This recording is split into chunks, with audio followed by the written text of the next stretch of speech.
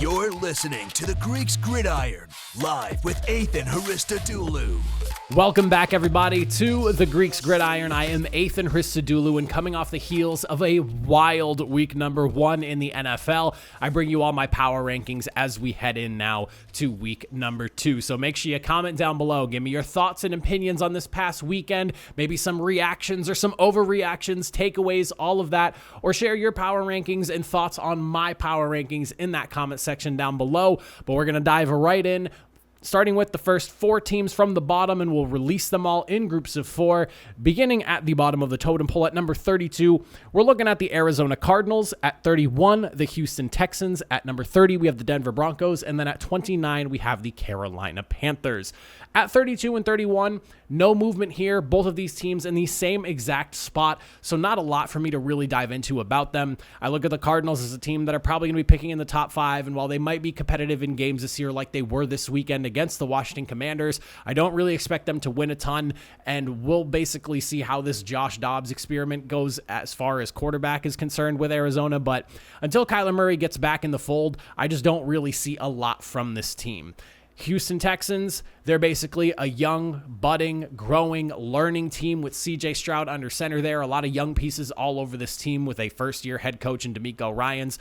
They put up somewhat of a fight, and honestly, I think held up a better game than some people probably expected against the Baltimore Ravens. It's probably one that people really thought they'd run away with. But like I talked about, the Houston Texans, known for hanging around and always being a thorn in team sides, especially teams that are better than them and should be beating them more significantly. So I give them a little bit of a tip of my hat for that effort, but overall, they are where they are right now.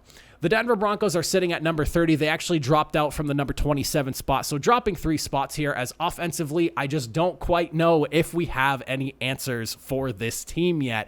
The defense still strong as ever, I would say, although you are going up against a Raiders team and you don't necessarily know just how good that offense is, but they did let Jacoby Myers have himself kind of a game, and I will say this.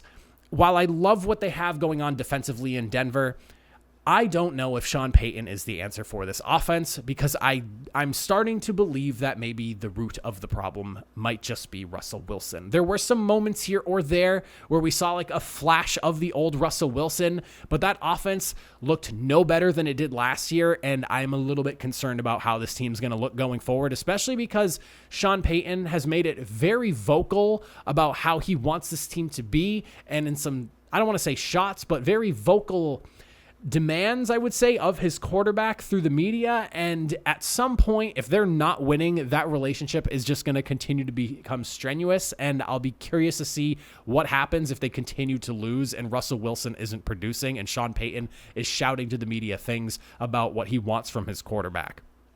And then at number 29, we have a Carolina Panthers team that still has a good defense, but obviously a young and very new offense, I would say, altogether, with a lot of new pieces coming in here. Like if you think of just Sanders coming in at running back, you go and draft Bryce Young. On top of that, Adam Thielen coming in as well. Just a lot of interchanging parts. Wasn't necessarily sure what we were going to get from the offense, and I think we kind of got what is to be expected, and that is just a very young and or new group of guys working together, trying to figure themselves out offensively. I think down the road, as Bryce Young gets more comfortable and this offense can find a rhythm, Carolina might be a little bit more of a competitive team. But right now, I think just with the growth period that they're going to be in this early portion of the season, sitting them somewhere in the bottom where I have them, I'm fine with for now. Next group of 4 at number 28, we have ourselves the Indianapolis Colts. At 27, the Chicago Bears taking a bit of a tumble from 22 down to 27. At number 26, we're looking at the Washington Commanders, and then we have the Las Vegas Raiders at 25. So Indianapolis Colts, despite losing, actually moving up a couple of spots on the board here just because of the way I shifted teams around, and I also respect the effort that they put up against the Jacksonville Jaguars. I really did not have too much to give in terms of hope as far as how I thought the Colts were going to fare against the Jaguars, but I've got to say, they were in it till the very end. Ultimately, a final late-game interception sealed, I would say, essentially the game, but hats off to Anthony Richardson in his performance. I was really impressed with what I saw from him. One of the better first starts of a Colts quarterback in quite some time. Better than both Andrew Luck and Peyton Manning for whatever that's worth. But I was impressed by the defense. I love what we saw from a really young group of guys there. Michael Pittman looked really solid in the game as well. So bumped up a couple of spots for putting up a good fight despite the loss against the Jacksonville Jaguars, who I rate very highly, and you'll find out where they are later on the board. At number 27, we have the Chicago Bears, like I said, taking a tumble, getting absolutely whacked by the Green Bay Packers. And I've got to say, I'm a little bit concerned because one of the things that I talked about with this team going into the season was you added so much talent and so many new pieces to that defense. It just had to be better than last year, right? It had to be. Just talent-wise alone, they are a much stronger roster, but it almost feels like you have a group of guys that are just not on the same page yet. And at this point, you have to start to wonder if taking away all these practices and everything that the NFL has done and the amount of padded practices you can have, and now we're going from 4 preseason games into our second year of only 3, is it starting to affect week 1, week 2, week 3 of the season where teams are kind of coming out of the gate a little bit slower because they're still trying to figure themselves out and get on the same page as a complete unit? I hope the Chicago Bears defense can get better. Offensively, wasn't super impressed as well. I have a lot more concerns about the Chicago Bears. I was never ready to crown them like the team of the NFC North, but I was excited to see what they were going to do, and it was kind of like a fall flat on your face, get punched in the mouth by the Green Bay Packers again kind of game for them, and I was not expecting that. At 26, I have the Washington Commanders, and I'll kind of lump the Raiders into this one here as well at 25. Both of these teams dropped despite their wins because mainly in large part because of teams that had to move ahead of them based off of performances I felt were more deserving to have them higher on the board, and because you barely beat teams that are sitting pretty much at the bottom of my power rankings here, with the Raiders beating the Broncos, who are now sitting at number 30, and the Commanders beating the Arizona Cardinals in a game that was kind of a heart attack near the end there, where they were, pretty close to blowing a game against the Arizona Cardinals, which is like everyone's consummate number 1 pick in the NFL draft this year, it feels like. So while good for both of these teams getting the win, they were ugly wins, not pretty wins. I'll be interested in watching to see how the Raiders specifically kind of unfold now that Josh McDaniels has his guy in Jimmy Garoppolo. I will say I was impressed with Jacoby Myers and his showing. It kind of felt like he was rubbing a little bit of salt in the wound of the Patriots and, hey, you let me go. Here's how I did. How did Juju Smith-Schuster do? Because there's obviously some bitterness surrounding that signing. And then I look at the Commanders and Sam Howell. Defense still looks really strong, so that's good for them. Sam Howell's young. It's going to take a little bit of time for him to really come into his own here. But I will say that I do think the future might be a little bright with Sam Howell under center. We'll have to see how things shake out, but I like them at 26 for right now. And if they can string some wins together, maybe I push them back up the board a bit. But despite your wins, they weren't pretty wins for either of those two teams, hence why they dropped on the boards here. Coming up in the next 4, at number 24, we have the Tampa Bay Buccaneers coming off a very surprising victory. At 23, another very surprising victory of the LA Rams. And then at 22, we're looking at the New York Giants. And at 21, the Pittsburgh Steelers, both teams who got absolutely whooped by their opponents this week. But starting with the Buccaneers, hats off to them for getting a victory over a Minnesota Vikings team that just could not seem to get out of their way. I was really impressed with them being able to finish this team off because I really thought even late into that game that despite all the troubles Minnesota seemed to be having protecting the football, I really thought they were going to finish off that game and take the victory away and it'd just be a very sloppy win. But ultimately, you hung in there. Your defense looked pretty good, making all of those turnovers happen. And that's probably going to be the key thing here for Tampa Bay going forward is clean football on offense. Don't make mistakes and let your defense, which is still a pretty strong unit. You have guys like Levante David still back there. Devin White's still a freak. So there are some guys that you can kind of look to and, help hunker down a defense that's a pretty solid group altogether, but seems to be like greater than the sum of their parts, I would say. But ultimately, clean offensive football, a strong defense, and you'll be able to pull off some upsets here. And for what everyone seems to think of Baker Mayfield, I'm actually a Baker Mayfield guy, and I'm rooting for him to be successful no matter where he goes. I know he gets a bad rep because of his personality or his attitude, whatever you want to say. I like Baker Mayfield, and I'm excited that they were able to come out here and pull off one of the big upsets of the weekend because I don't think really anyone had the Vikings losing to Tampa Bay in this game here. At number 23, we're looking at the Los Angeles Rams, and this is another one here. I don't think anyone really saw this one coming, myself included, with the amount of rookies just on this roster and getting significant playing time. How about you look at like Puka Nacua, like having the game of out of nowhere. Matthew Stafford looked really good, like the Matthew Stafford of old. No Cooper Kupp for them, and just absolutely dumping on the Seattle Seahawks. I don't really know what to make of the Rams right now, and they honestly jumped up pretty high on my power ranking, 6 spots to be exact, because you knocked off a playoff team, and you knocked them off convincingly. So you're moving from 29 to 23. I'm pretty impressed with what I saw from them. Defense did an excellent job slowing down a Seattle Seahawks attack that I think a lot of people were expecting to potentially be like a top 10 unit when you think of the additions they made this offseason. And here we are now. They're at 23, and I guess the sky's the limit with the Rams. Sean McVay, coaching genius, all that's back. You obviously still have Aaron Donald on defense and a bunch of really young, unknown guys, but here we are, 1-0, and I did not expect that from the LA Rams. Then at 22, the Giants, getting absolutely demolished by their division rival, Dallas Cowboys, this past week on Sunday Night Football. Probably one of the worst games to watch of the weekend. I don't really know if there was a single thing that the Giants did right, aside from like their first few plays prior to the blocked field goal. You've got to just move on from this past week and keep the eyes forward and just forget about that game. I know that's a lot to ask, but this looked like the Daniel Jones of pre-Brian Daboll era, and I'm a little bit concerned on how this team is going to fare going forward. I think that there is a bit of a talent gap between the Giants and the upper echelon of the NFC, whatever that entails right now, because it seems like the NFC might be in a bit of a flux or kind of like a turning point right now of the hierarchy, but there's clearly a drop-off somewhere, and I think the Giants are at the bottom of the drop-off as like being closer to like the top of the edge. So we'll see what happens with the Giants going forward. This was quite a tumble because I had them ranked at 15 last week, and I dropped them all the way down to 22 because that was quite a shellacking, is the best way I can put that. And the Steelers, a lot of the same thing. For all the conversation that was going around, all the hype with the offense looking really good during preseason, and you come in against a San Francisco 49ers team that, has Brock Purdy. You're not necessarily sure if what you saw last year was the truth or not. People were kind of waiting to see what it ended up being with him under center again to start the season off.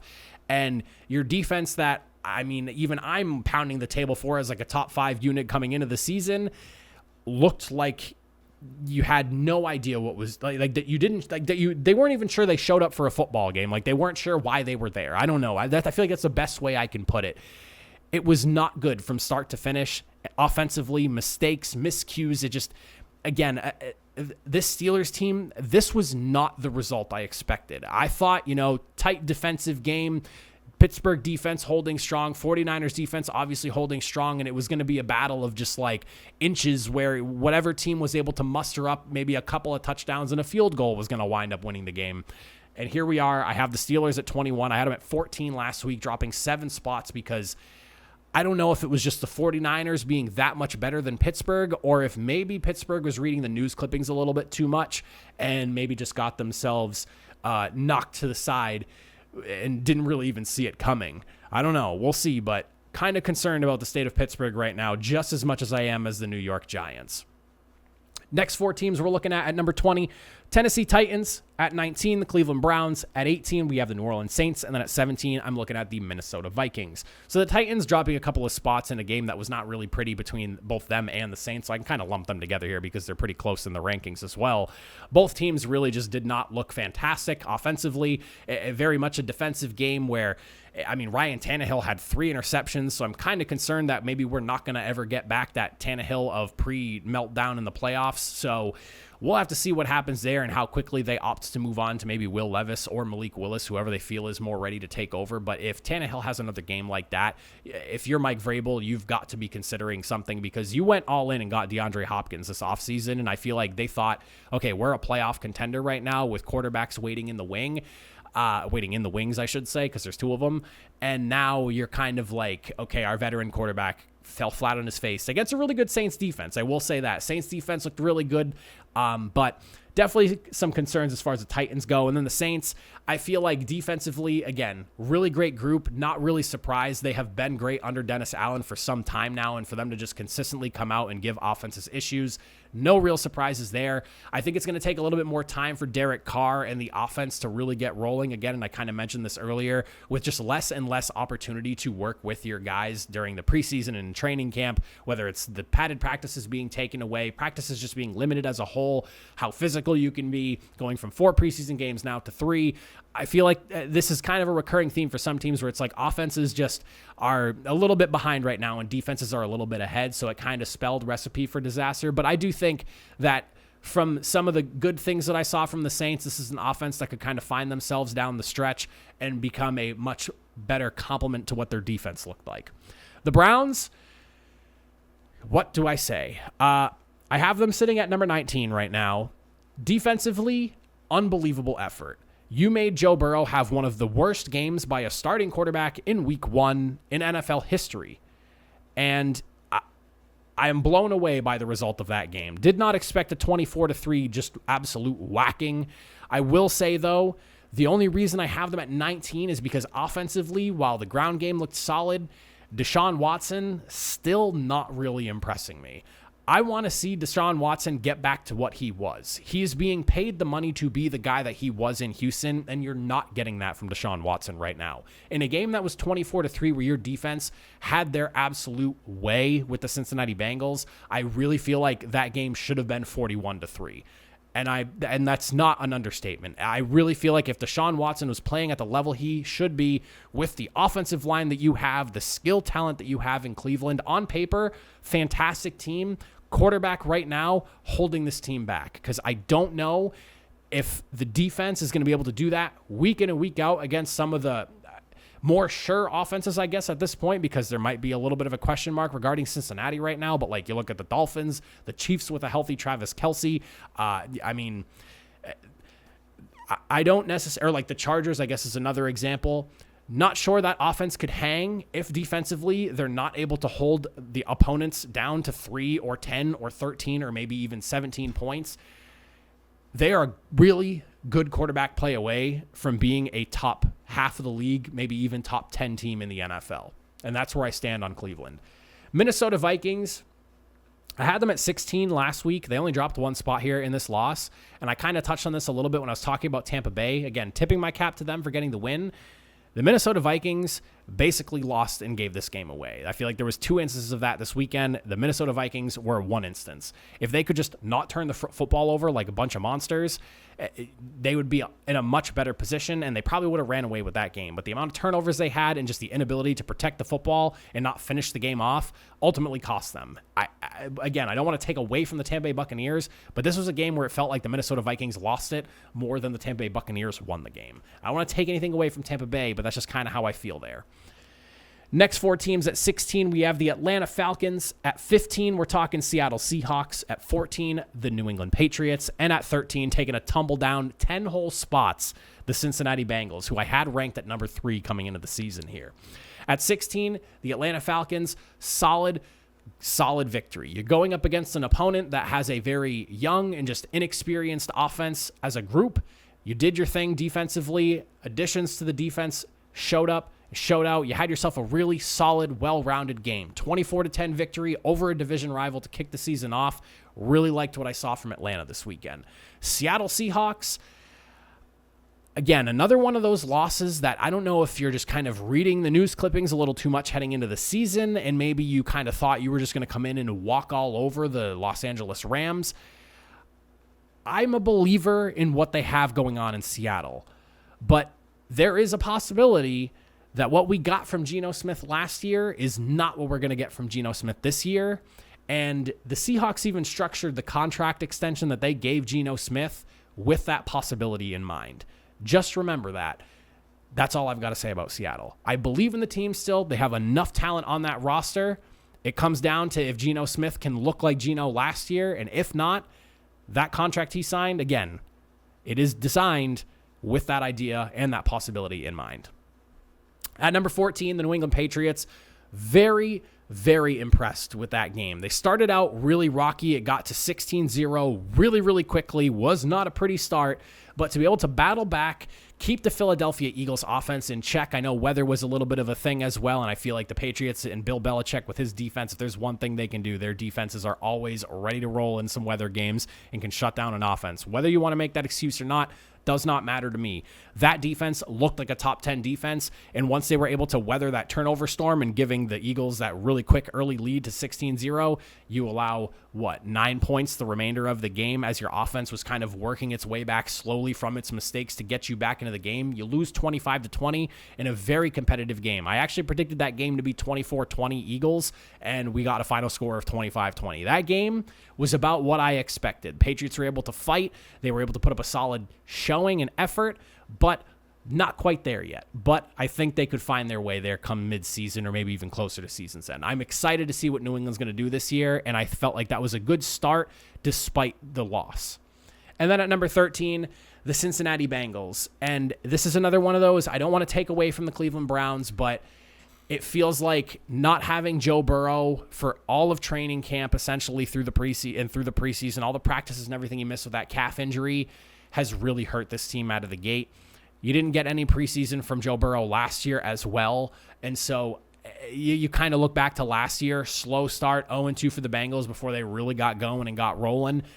Also, it seems like they just do not match up well against the Cleveland Browns. And maybe that's a personnel thing. Maybe it's a scheme thing. I don't necessarily know the answer to that, but I dropped them 10 spots because you come out of the gate just getting absolutely demolished. Like, again, you have one of the worst starts in week one by a starting quarterback in NFL history. I believe it's like top 5 or something like that. I wish I pulled the statistic off of Twitter when I saw it, but that was not a good game at all. T. Higgins had no numbers whatsoever. Jamar Chase was hardly a factor as well. You had 82 passing yards from Joe Burrow. 82, and he just signed the biggest contract in NFL history.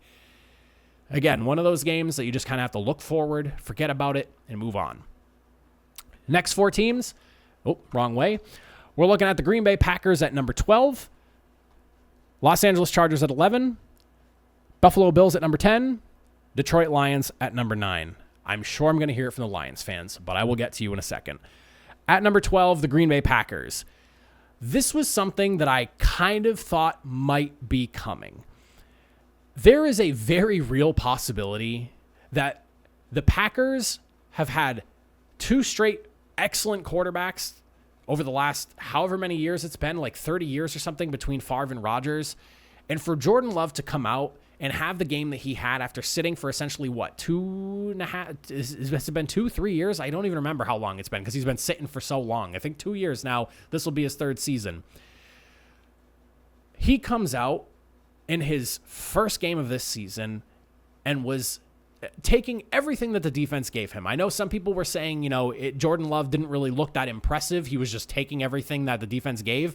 That's exactly what you want in a game like that. If the defense is allowing you to just completely throw darts all over the field and make wide open plays happen, then you want that quarterback to do that. And Jordan Love did exactly that. He took advantage of everything. The running game looked really good as well. Defensively, this Packers team is exactly what they've been building for the last few years with the Aaron Rodgers kind of saga spiraling to a finish here. You were building up a really strong defense that could support a really young and up-and-coming offense that's surrounding Jordan Love right now.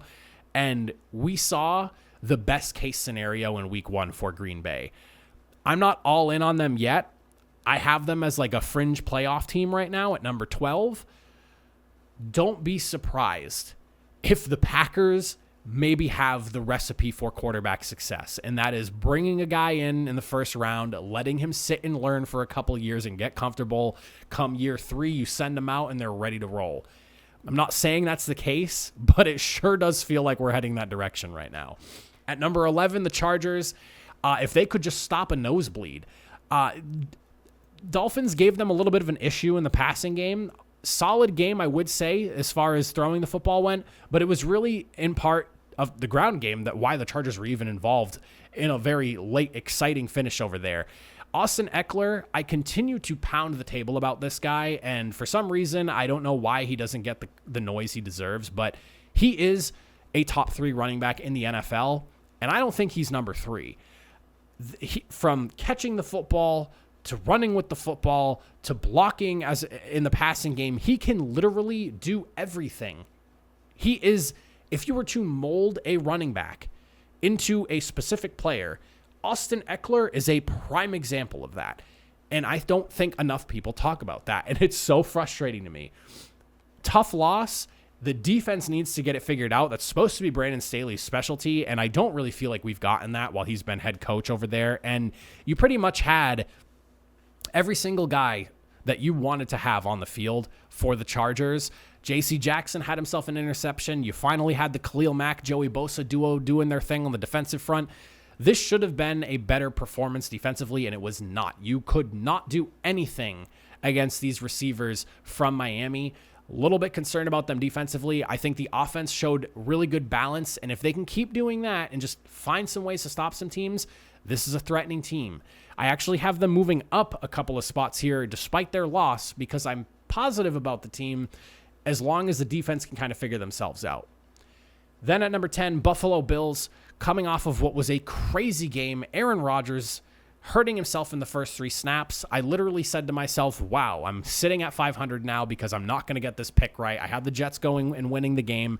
And ultimately, you somehow fall to 4 Josh Allen turnovers, 3 interceptions, 1 fumble.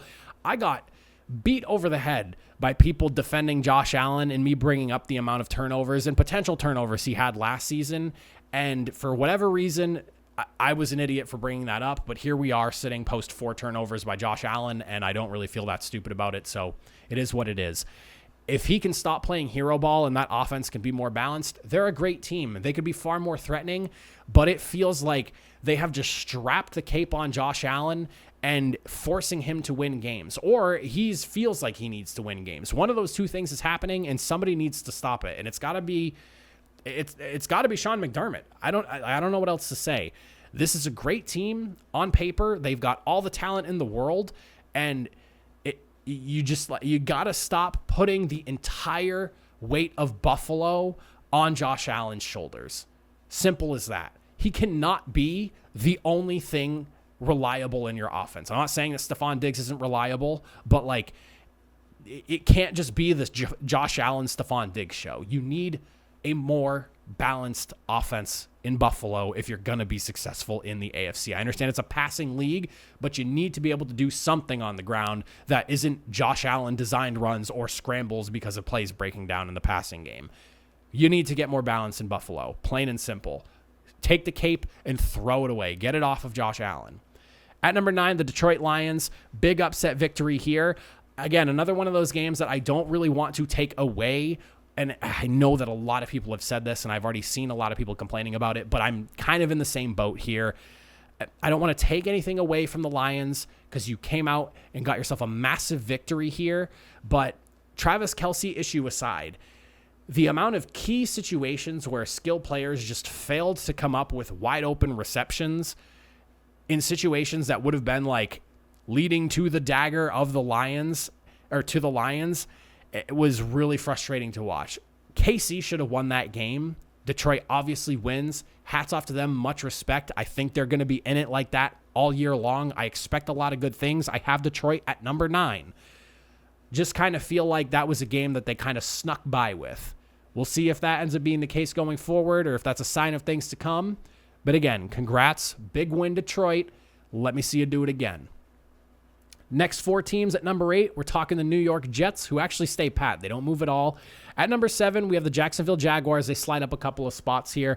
Baltimore Ravens stay put as well. And then the Miami Dolphins making a big jump for me here. I actually have them jumping up 6 spots here. So the Jets, this team would probably move up higher if Aaron Rodgers wasn't done for the season, but it sounds like he has a torn Achilles. So that's awful, and I cannot believe that that is the situation that we're in. Peyton Manning was every Jets fan and anyone who was just excited to see Aaron Rodgers in New York when he was screaming, "I can't believe this." I was right there with him. So at this point, you have a phenomenal defense, and you're basically back to where you were last year, where you just have to play clean football offensively, and this is a team that could go the distance. It's just a matter of can the offense back up the defense and avoid the turnovers. All the weight of New York is back on Zach Wilson's shoulders. Let's see if we can get a different result than last year. Not sure that's the case, but right now I'll leave them at number 8, and it remains to be seen what else we get from New York going forward. At number 7, the Jacksonville Jaguars. I really like the way they won this game against the Colts here. For as competitive as the Colts were, surprisingly, in my opinion, against the Jacksonville Jaguars, that felt like a game that in years past, the Jacksonville Jaguars might have lost, where like they would let a game slip away from them. But no, you come up late with an interception, you shut down the Colts, you score that go-ahead touchdown that separates you by 10, and you come away with a 34-24 victory. That's exactly what this team should be doing when it finds itself in a game that maybe shouldn't be as competitive as it is. You can kind of, hang on for dear life and then slam the door shut when you get the opportunity to. Really, really happy with the victory from Jacksonville. That's exactly what a winning team should do, and I'm excited for this offense because ETN looked great. Calvin Ridley looked great. There is a lot to be excited about in Jacksonville right now. At number 6, we have the Ravens, who, rather than racing to a victory, kind of just like felt like they walked their way to a victory. It wasn't ugly, but it wasn't great. It was not nearly what I think it should have been going against the Houston Texans team. And again, I kind of look at this as it's a new offense. You came out, you still won 25-9. It never really felt like the Ravens were in danger of losing the game.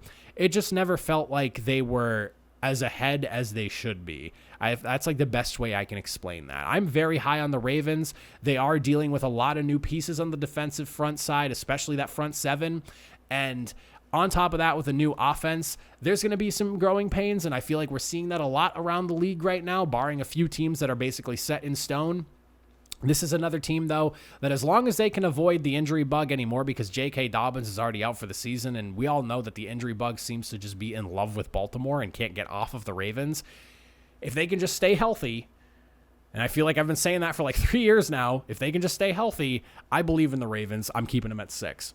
And then at 5, we have the Miami Dolphins, really strong team.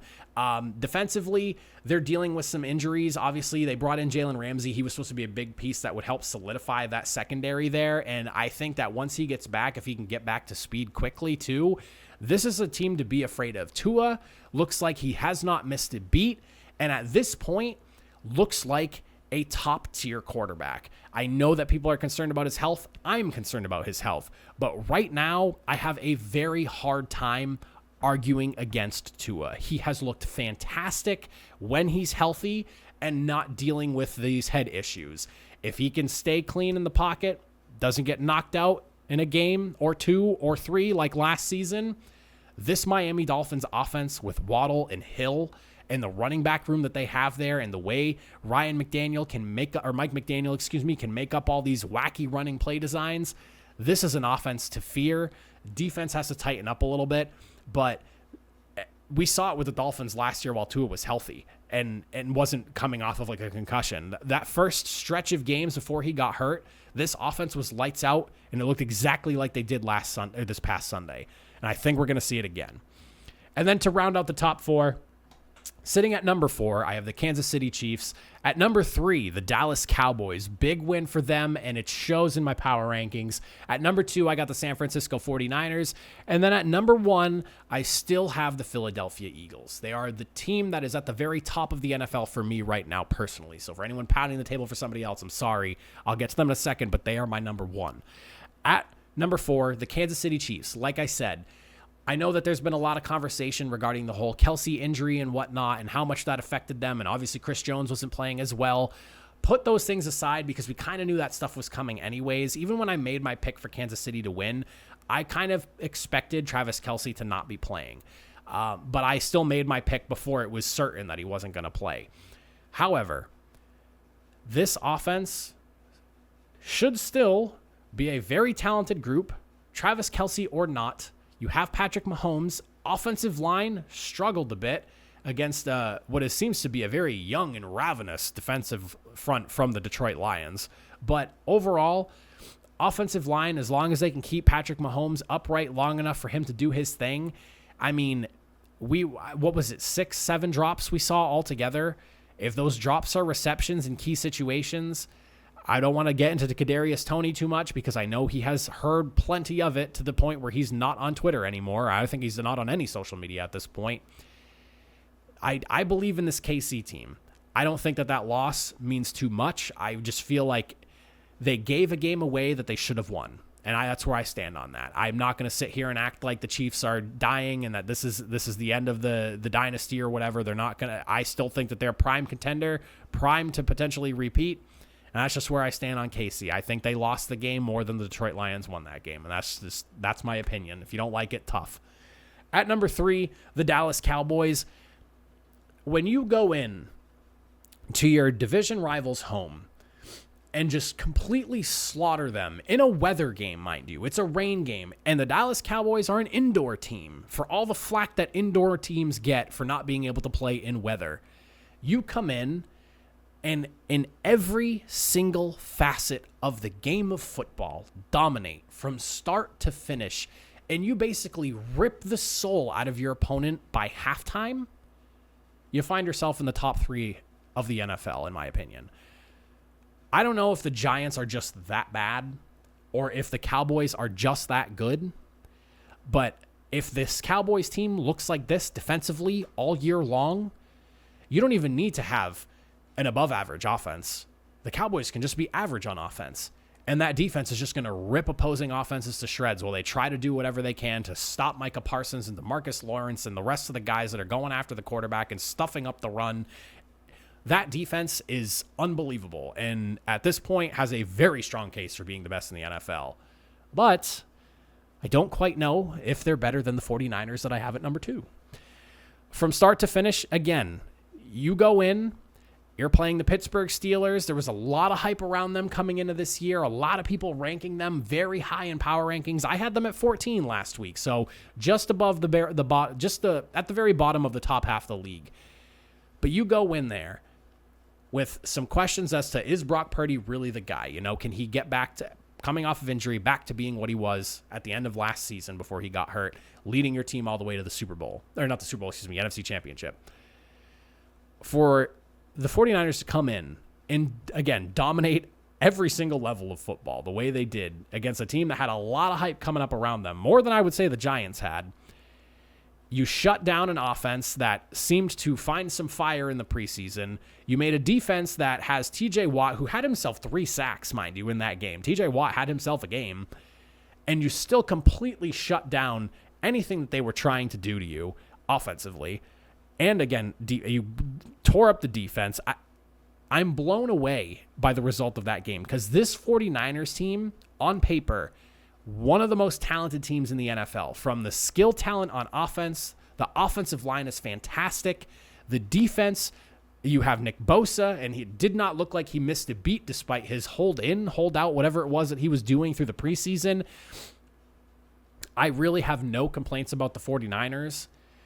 And the reason I have them at number 2 and not at number 1 is because while the Philadelphia Eagles maybe didn't beat the Patriots as convincingly as some might have anticipated or wanted to see them do as the reigning NFC champions, I still believe that the Eagles just have the absolute most complete roster in the NFL. Offensively, they had a tough time, minus taking advantage of some of the key mistakes that put them in a good field position against the Patriots. But the Eagles, in my opinion, they've got it all. From quarterback to receivers, the running back room, defensively, your front 7, Jalen Carter, 8-9 pressures it was during that game as a rookie coming in against an offensive line that has some question marks in New England, but for him to come in and step up, he's basically trying to help fill the loss of Javon Hargrave, and I think he did an excellent job with that. Your secondary loaded to the gills with guys that were excellent last season, and everybody pretty much came back minus a couple of players. I can't take the Eagles anywhere else but number 1 right now. They've been sitting at number 1 on my power rankings, I think, since week 7 of last year. Because even when we were running through the playoffs, I think I still had them at number 1 all the way to the Super Bowl. Yeah, I'm pretty sure. I'm pretty sure I have had the Eagles at number 1 for literally 17 weeks now, and I'm fine with it. So let me know what you think in the comment section down below. That is it for me. I appreciate you if you made it to the end of the video. See you all next time. Have a good one.